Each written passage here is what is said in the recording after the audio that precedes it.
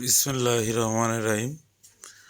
আমরা আজ এসেছি কৃষকের মুড়ি কাটা বীজ লাগানো দেখার জন্য। এখানে দেখতে পাচ্ছেন মুড়ি কাটা বীজ লাগাচ্ছে।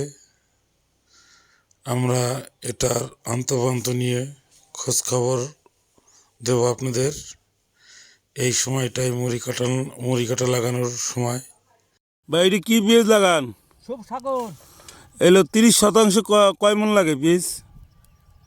8 মন।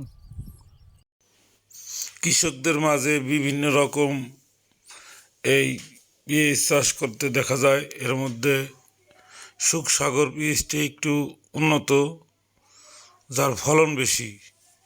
প্রতি শতাংশে প্রায় 4 মন করে বীজ হয় এই সুখসাগরে। এই সুখসাগরের চাষটা এবার বেশি হচ্ছে। প্রত্যেকটা কৃষকই মুড়ি কাটা লাগানো নিয়ে ব্যস্ত। মাঠ ভরা শুধু ধান আর বীজ লাগানো।